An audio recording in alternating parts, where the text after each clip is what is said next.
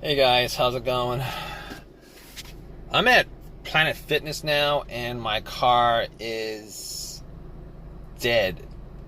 Man, I did like 2 hours exercise, sweaty, ready to go home, got in my car, ready to turn that on. And guess what? I get nothing. My car's not cranking. Funny thing is, everything's working. The lights are working. Got my radio working. Got my fan and my radiator working. Like, all that stuff is working. But I can't seem to turn my car on. Now, I gotta say, I had some issues with starting problems for the last couple months. Like, I guess like once a month I'd be trying to turn my car on and I'd have to crank it a couple of times just to get my car to turn on. But, after like 3 or 4 different tries, it actually always did turn on and cranked over. I mean, I've noticed that, as more time passes, I've actually had to continue to just lately it's taking a lot more tries to get my car to turn on. Today, nothing. I changed the battery like recently, like within like the last month and a half, thinking that could be the cause of it. And apparently it's not the battery. So anyway, after that happened, I was like, okay, let me see if I left my lights on. I mean, I was only there for like 2 hours. Maybe if I left my lights on, maybe that could be the cause of it. So I went out, checked the lights, and the lights were bright. Normally what happens is if it's like a battery that's weak or whatever, you go out and the lights would be kind of weak or dim. The batteries are not weak or dim. I mean, I looked at it and it was very, very bright. So I was thinking maybe it's not the battery. Maybe it's not the battery. But I was like, I wasn't 100% sure on it. I really wasn't 100% sure on it. So I was like, let me try to get a jump. And luckily, I asked around a couple of people who were parking, and they were nice enough to help me out with a jump. So I put the cables onto the battery, and I tried it immediately. That didn't do anything, but I waited for like a couple minutes, hoping that it would charge up my battery to just crank it up, hoping that was the issue. It was a defective battery, but nothing happened after that. I tried turning it on and nothing happened. Just got the same thing, and got that click. Guys, you know that starter click? It just sounds like a click. Sound like a click. So I'm like, it sounded like a click. So I'm like, okay, definitely at that point, it's not a battery issue. My battery is fine, because working off somebody else's battery, my car should turn on if it's a battery issue. All right. So figure it wasn't the battery. Battery's fine. It's good. I've had it for like a month and a half. It's brand new. Sometimes they're defective or whatever, but that's not the case here. So I'm like, what else could it be? Let's go to what it could be, the next step, which is that maybe it's the alternator. So I'm like, it could be the alternator, but no, it couldn't be the alternator, because my car wasn't on. I didn't need my car on. My car wasn't on. My engine wasn't running. My So normally the alternator goes out while your engine is running because it's not charging up the battery, and since it's not charging the battery, your car's running on the battery until it just finally dies out. I mean, there's a rare occurrence where my car was running on a dead battery up until the point I parked it and then turned off, and then it was very weak, and then I spent 2 hours in the gym, came back, tried to turn it on, and the battery's 100% dead. But that's not the case. That's not the case because if it was the alternator, once I put cables onto the battery from another car, the car should crank up. We crank or whatever, I would still hear a crank, and we should crank up. And then once you take the cables off, it would just die out because it's getting all the power from the battery from the other car. But that's not the case here because I put the cables on the battery and nothing happened. So I could rule out the alternator, rule out the battery, rule out the alternator. So what else could it be? Well, next thing up could be fuses, could be a relay. Well, let's do the relay. So I was thinking, well, it could be the relay. It could be the starter relay. I know it's not the fuel pump relay, because if it's just the fuel pump relay, this car would actually crank. It just wouldn't crank over. So I could rule out the fuel pump relay. It could be it could be the relay to the computer also, but I'm not even gonna go there. So the fuel pump starter. Let's the work of the starter relay. Is it the starter relay? So the relay actually does what it does. It relays electricity when you try to turn on to the starter, and I hear clicks. I hear clicks every time I try to start up, and that tells me that it's not.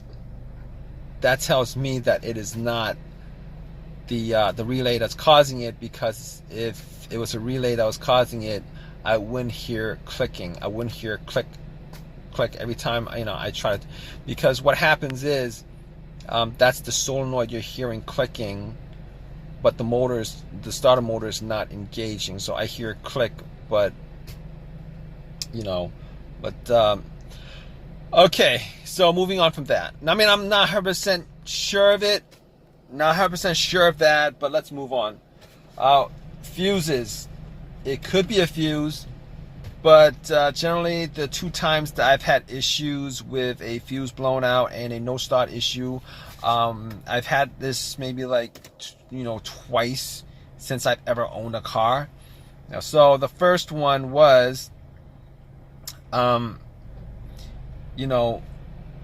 car cranked up, but it wouldn't turn over, and I went through trying to figure out what that was, but it became it was a fuse that was causing it. That's what was causing it. The car cranked, but it wouldn't turn over, and as far as trying to figure out what's causing it, could be a whole bunch of other things causing it. Fuel pump, most likely a fuel pump, but it wasn't the fuel pump. Once I did a little fuse test to see which was good and which was bad, found out the bad fuse, popped it out, popped another fuse in, and it cranked over without a problem every single time. But that's not the situation here, because there's no crank at all. There's no crank at all. So that's not the situation here. The other time that I had a problem with fuse that caused a no start situation was no power to the car at all. I tried starting the car up, no power. It was as if somebody took the cables off the battery. Absolutely 100% dead. 100% dead. And it turned out, it was an Acura. It turned out to be a main fuse that connected the battery to the fuse box, and that was blown, which pretty much cut off all the power to the car. But that's not the situation here. It's not the situation here because, you know, I got everything still working. The lights work, you know, everything on the dash looks good. Everything on the dash looks good. Everything looks good, you know. So that's not the problem here. Okay, it's not the two cases of the fuses blowing that could have caused this. I mean, it could be, you know, something else with the fuses, another fuse that's blown, but I don't think that's the case. I don't think that's the case with this car, and not that I could actually test it out 100%, but I mean, just hypothetically speaking, I don't think the fuse is the cause of it. So if it's not any of those causes, I'm gonna guess that it's my starter. It's not starting, it's not cranking. I'm not hearing anything from the starter cranking. So I'm like, I mean, there's a couple ways I could test it. I could, you know, try to bump the starter. Well, that's not actually testing it. That's just hoping that it has one crank left to crank it up, you know, hitting the starter and stuff like that. I mean, that could work, but I'm not going to do it because I don't have a long enough crowbar, and I got to find out where the starter is on this car. Sometimes it's really not, you know, it's really not, you know, in a place where I could actually bump it.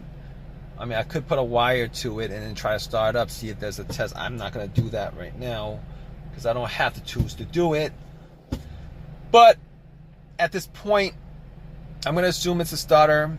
And the reason why I didn't go there to begin with, I didn't assume it was a starter to begin with, is because I changed the starter out 8 months ago on this car. Changed it out 8 months ago on this car. What are the chances that 8 months later I maybe put in maybe I don't know, 8,000 miles on this car within 8 months? And what are the chances that it is, you know, that's the problem? Because I didn't, you know, you put a new starter, you're hoping you get maybe maybe over 100,000 miles on the starter itself. But the starter I bought was a rebuilt starter. I've had issues with rebuilt stuff before. I bought a rebuilt alternator from AutoZone before, and that thing lasted me like 6 months before my car was having issues. I know somebody who bought a rebuilt alternator, and the guy immediately started having issues once he popped it in because it wasn't charging the battery right. So at this point, I'm thinking it's the starter. I'm waiting for AAA to pick my car up, going through all those steps of trying to figure out what it is. Now I can't really say 100% for sure because I'm not actually out there testing it, but just from deductive reasoning on my part, I'm gonna say it's the starter. And it kind of sucks that it's the starter because now I'm gonna have to put some time in, you know, with this issue, and I've already put in maybe 45 minutes already. I'm waiting for an hour for AAA to come and get my car, and on top of that, I'm gonna have to either spend some time myself to put it in or pay somebody some money to put it in again.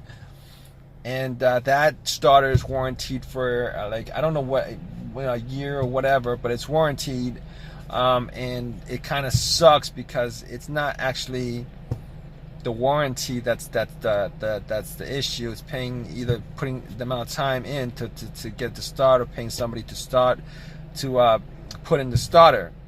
You know, I gotta pay again to have that done, or spend some more time to do it myself. It's really a pain. It's really a pain in the butt, and I really do not want to do it. Last time I paid somebody to do it, I'm going to see if I could probably do it myself because I don't want to spend that extra money. It kind of sucks. But it is what it is. I mean, right now, I'm thinking it's the starter. I was hoping maybe it would have been something simple. Would have been great if it was something simple. I'm sweating. Just did 2 hours, I'm sweating, and all right, guys, I'm just babbling on right now. I'm hoping AAA just comes, stops by to tow my car really within the next 30 minutes. But I know I'm gonna wait an hour for them to get here. But I'm gonna keep you guys updated. All right, guys. All right, guys. So yeah, got that starter put in. It was a starter. and that actually just sucks. It was the starter that was causing it. Oh man. So I had to pay somebody to do it. Sucks. You know, I'm like within a year, within 8 months now, I had the starter put in twice. And this stuff shouldn't happen, but if you guys know anything about, you guys know anything at all about rebuild stuff, you know, rebuild stuff, they only rebuild like a part of the stuff, part of it. Like the part that's broken is the part they rebuild, and all the other components on the you know, on the starter, alternator, whatever is being rebuilt, that's got the same mileage that it had on there originally. So, I mean, I did not want to buy a brand new starter because, you know, they're like twice as much, like $300 versus $150. You know, we had warranty on it, so I got the starter anyway, warranted. You know, it's still warranted, but still, I didn't want to pay any more than I need to. Already complained to them about it, but you know, they're not going to give me money to get it redone. So, but that's just what it is. That's probably why it's warranted to begin with. But anyway, hope you guys enjoyed this video, or I hope it has helped you out. Please give me a thumbs up. If you guys got any comment, please comment, and please subscribe, guys. All right, take care.